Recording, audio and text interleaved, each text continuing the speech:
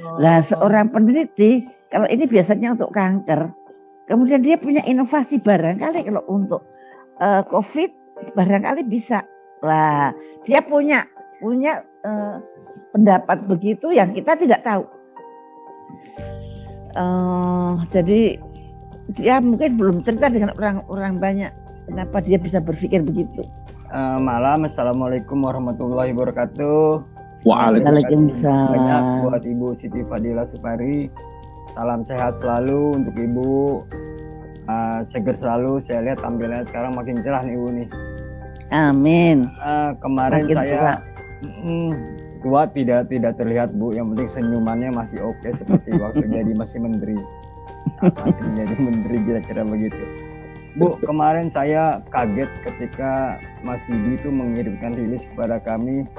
Ibu termasuk salah satu yang menjadi relawan vaksin Nusantara. Sementara perdebatannya di DPR termasuk dinamika yang berkembang di lapangan itu, vaksin Nusantara menurut BPOM itu belum lolos uji tahap 2. Dan kemarin Ibu Penny mengatakan bahwa sebetulnya vaksin Nusantara itu bukan produk asli Indonesia, tapi produk asing. Nah, kita pengen tahu lebih lengkap dari Ibu Siti, apa kemudian yang menjadi dasar Ibu kemudian mau menjadi relawan vaksin Nusantara. Kalau Ibu boleh bisa jelaskan siapa saja yang sudah tercatat dan yang sudah menjadi relawan vaksin Nusantara. Monggo Bu. Makasih. Ya. Itu saya tuh heran, saya jadi relawan dengan sukarela. Saya itu peneliti, jadi saya tahu persis apa itu uji klinik.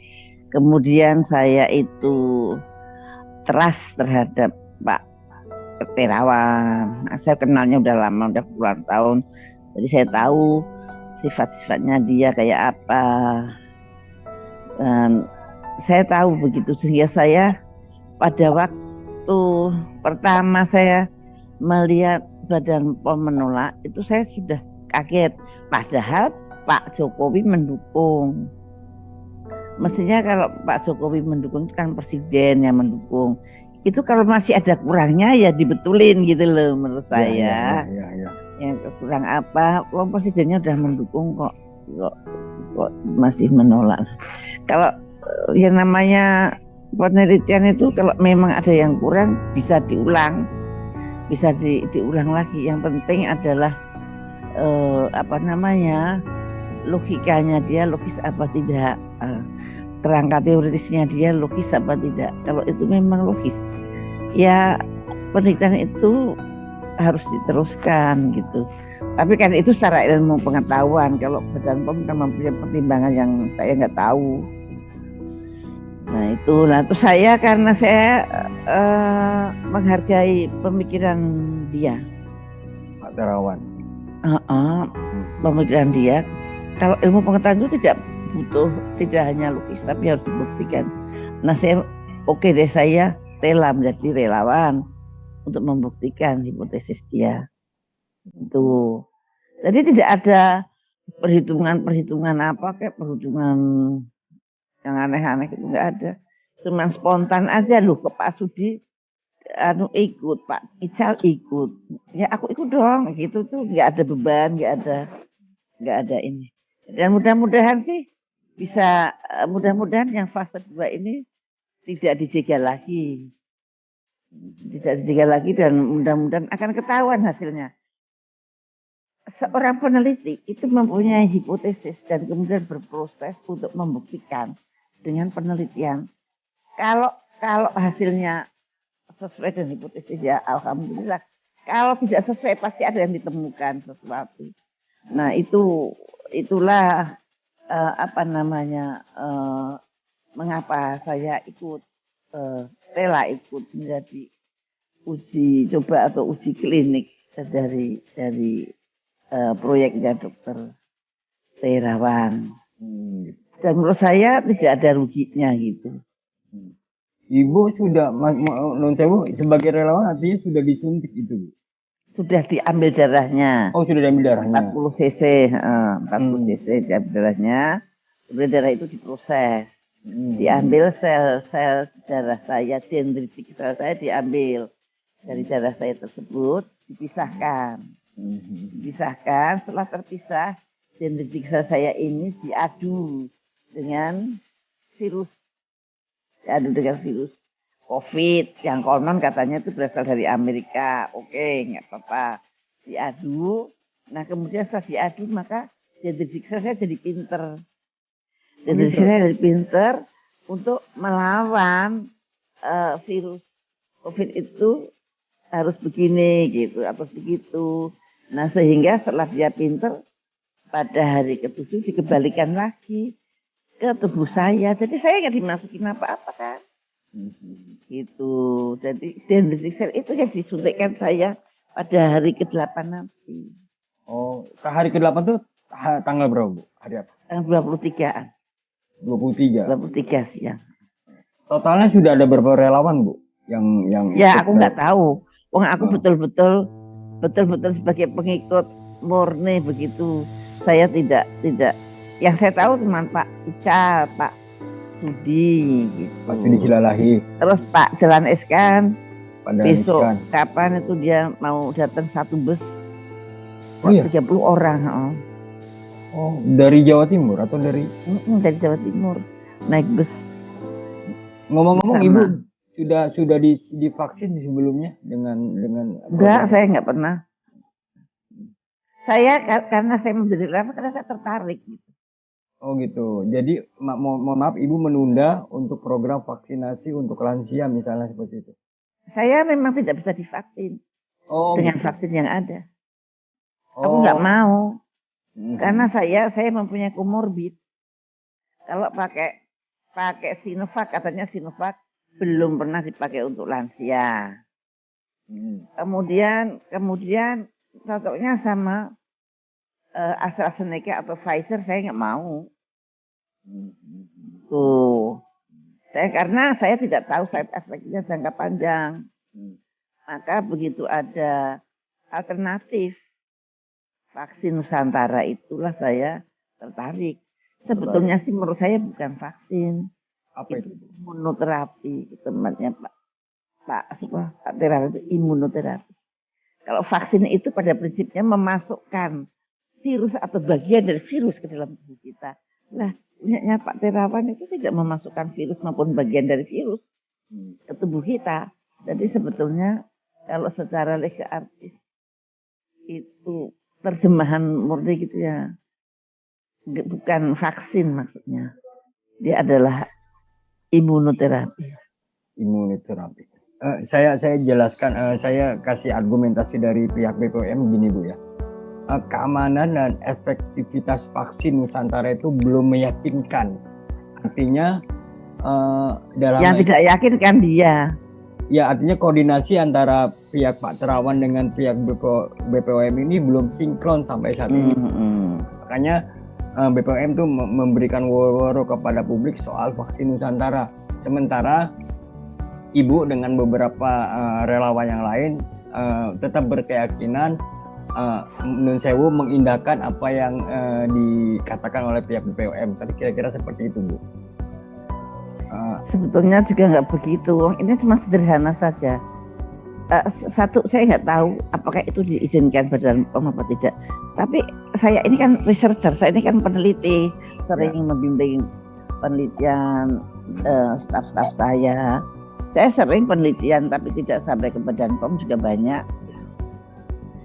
Kalau penelitian yang ke Badan POM itu artinya kemudian Badan POM mengklirkan berarti itu resmi untuk semua semua orang di negara ini gitu loh, karena Badan POM itu adalah lembaga negara. Tapi andaikan ada orang yang meneliti, kadang-kadang kita juga nggak tahu ada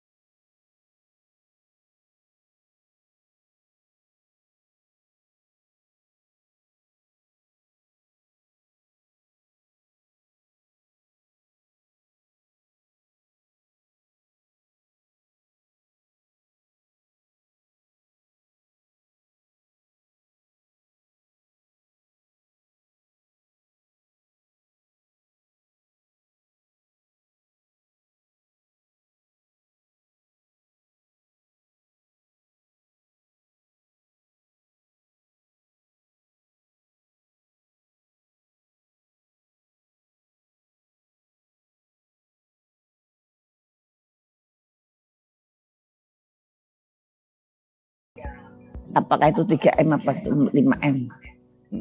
Satu, pakai masker, jaga jarak, cuci tangan yang teratur dan benar. Dan di rumah saya buka blak itu jadi seperti teras gitu. Dan saya begitu di rumah itu selalu rumah terbuka. Anginnya langsung masuk, AC saya nggak pakaiin. Jadi kalau hanya di kamar tidur aja pakainya. Karena kalau AC juga mempermudah, katanya mempermudah virus itu berputar-putar di kamar, dan lebih baik kita buka blak, angin masuk, sinar matahari masuk, jadi sehat sekali. Karena ini pernah kan ke rumah saya? Iya Bu, pernah. Nah, di kamar tengah itu saya buka blak gitu, pintu-pintunya saya buka penuh. Bu, kalau kita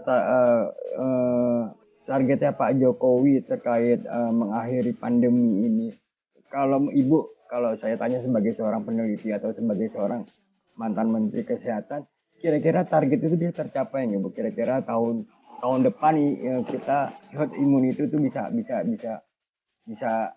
terlaksana di negara kita. Herd immunity yang dimaksud pemerintah itu kan kalau sudah 70% semua tervaksinasi. Ya. Lah kendalanya apa bisa 70% tervaksinasi?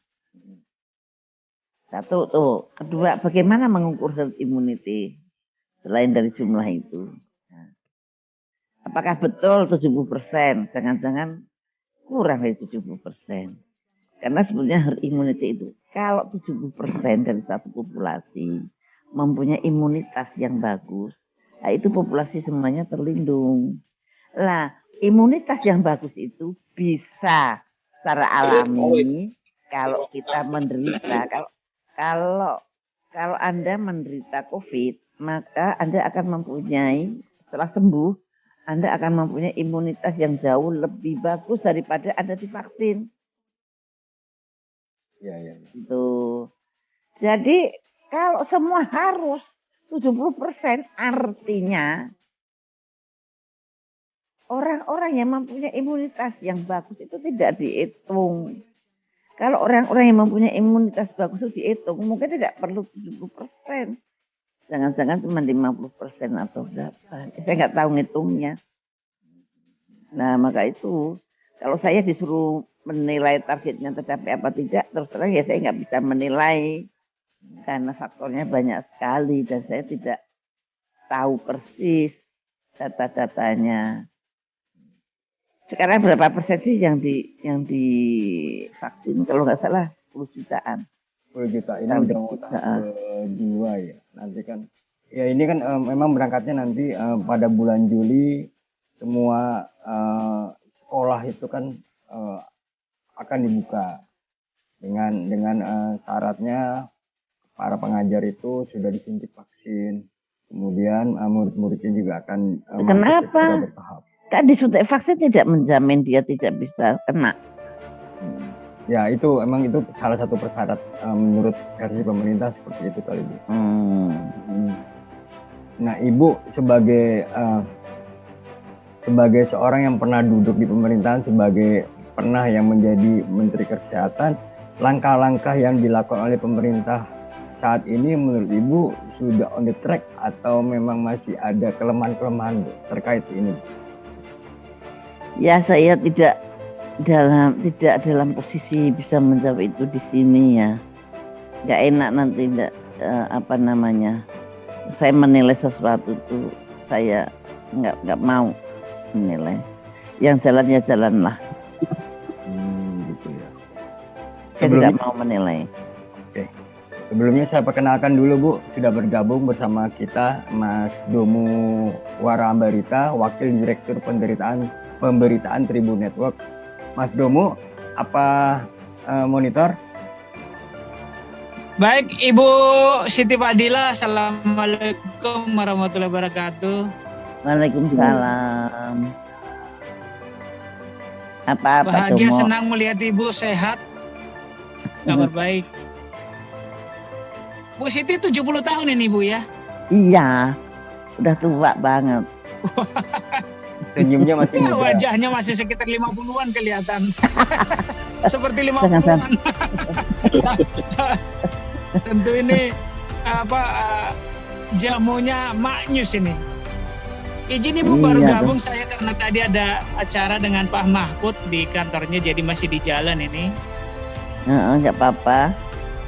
Ibu kan usia 70 tahun dan sebagai mantan Menteri Kesehatan dan juga masih dosen, Bu, berbagi tips dong tentang bagaimana cara hidup sehat di dalam era COVID kepada terutama mereka yang lansia, Bu.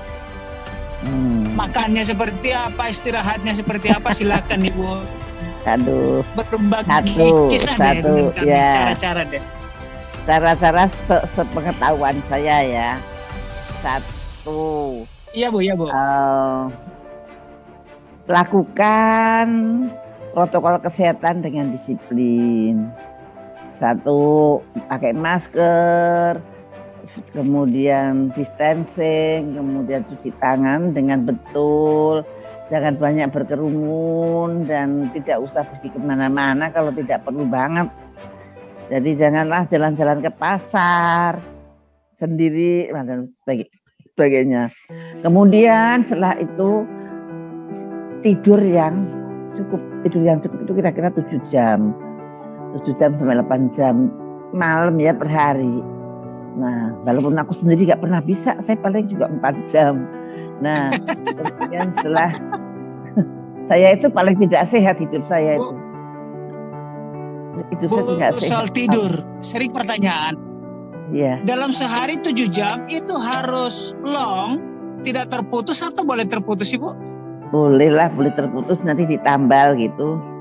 Tapi sebaiknya ya mayoritas ada di malam. Malam itu sampai subuh ya. Dari jam 8 malam sampai subuh. Nah itu mestinya itu 6 jam di situ, disambung 2 jam nanti pagi gitu. Kalau bisa door 7 jam ya bagus banget. Tapi kalau saya nggak pernah.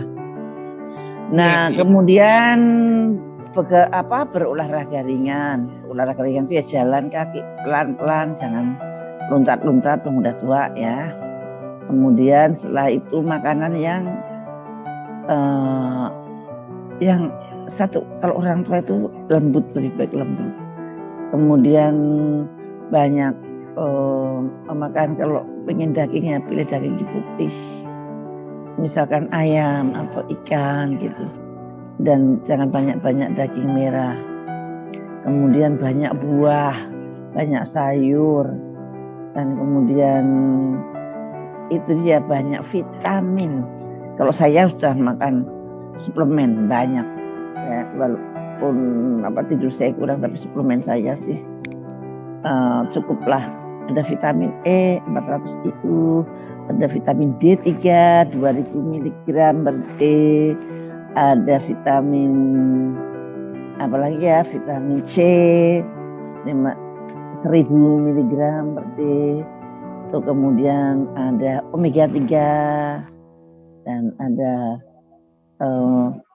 kemudian berjemur itu sebetulnya yang paling benar kok. Berjemur itu harus banyak-banyaknya kulit kita terpapar matahari, tetapi mana mungkin ya, jadi kita berjemurnya begitulah. Cuma kan saya makan vitamin D3, jadi mudah-mudahan tertambal oleh itu. Ya kayak gitu. Dan yang paling penting lagi, lansia tidak boleh stres. Lansia harus happy. Harus happy. Nggak boleh stres ngurusin cucu ya Bu ya? Ya, nggak boleh stres. Jadi harus happy terus.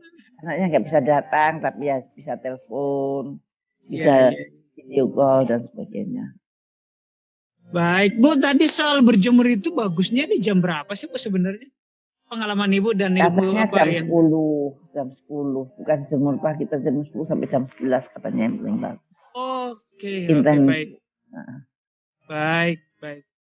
Bu, kalau soal tadi suplemen, selain yang kita beli, makanan, minuman, atau jamu-jamuan yang Ibu rekomendasi barangkali? Oh, herbal. Herbal itu Anda bisa milih mana saja dan selalu ada herbal dari mana saja, apakah dari Indonesia, apakah dari Cina, apakah dari Thailand, apakah dari India, herbal yang meningkatkan imunitas tubuh itu ada di mana-mana ada. Dan itu katanya berefek baik. Baik Bu Siti. Bu Siti, saya ke soal yang tadi sudah ditanya Mas Dayat, barangkali sebagian. Soal vaksin Nusantara ini, Bu. Sebagian orang memang sangat antusias, tetapi sebagian orang meragukan gitu. Kalau sejujurnya menurut Ibu seperti apa sih? Ya, kalau saya sih biasa-biasa aja. Itu ada suatu inovasi yang datang dari seorang periset. Nah itu dan kemudian dia membuat suatu hipotesis, dia mempunyai pendapat tertentu yang harus dibuktikan. Tunggu aja terbukti apa tidak gitu. Nah kalau memang ada syarat-syaratnya penelitian itu harus begini harus begitu, ya dia dipaksa harus sesuai dengan kemauan pemerintah. Nah gitu. Tapi bukan dilarang. Kalau dilarang itu ya rada aneh, wong meneliti kok dilarang. Meneliti itu ya gimana ya, dia makanya saya itu mendukung dia supaya dia tidak putus asa